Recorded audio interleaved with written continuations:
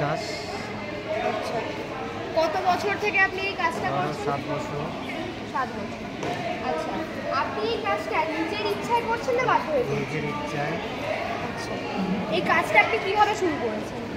করছি তো ক্লাস ছুটির পরে ঝাড়ু পরিষ্কার এইগুলো করতে হচ্ছে, শুকনো ময়লা আলাদা, ভেজা ময়লা আলাদা। আচ্ছা, এবারে সেটাকে ড্রামে রাখা হচ্ছে, শুকনো ময়লার গাড়ি আসছে, শুকনো ময়লা ফেলে দিতে হচ্ছে, তারপরে ভিজা ময়লার গাড়ি আসছে, ভিজা ময়লাও ফেলতে হচ্ছে, তারপরে সেই মাল ভ্যাটে চলে যাচ্ছে, এবার শুকনো ময়লা আলাদা চলে যাচ্ছে।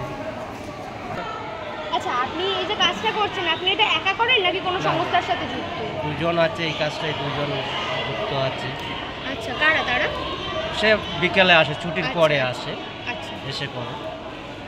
আপনি তো বললেন যে স্কুলের ময়লা যে শুকনো ভেজাগুলো আলাদা করা হয়। আচ্ছা, স্কুলের ময়লাটা আপনি মনে করেন যে এই যে ময়লাগুলো ফেলা হচ্ছে সেগুলো আবার পুনর্ব্যবহারযোগ্য? সেই প্লাস্টিক জাতীয় সেইগুলো সে আর কি কোনো কিছু একটা কাজে লাগবে না। আচ্ছা, নোংরা ফেলার এই যে প্রক্রিয়াটা বা সিস্টেমটাতে আপনি কি এটাতে খুশি? খুশি, ড্রামে গাড়ি এসে যাচ্ছে, গাড়িতে ফেলে দিচ্ছি।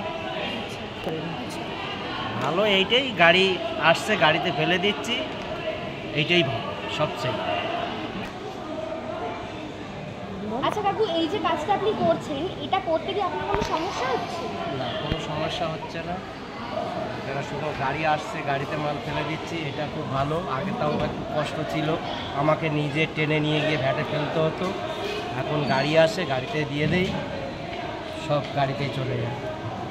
এই ময়লাগুলো কোথায় যায়? কেপারের ভ্যাটে যায়, আচ্ছা, এখান থেকে ঢাপায় চলে যাচ্ছে গাড়ি।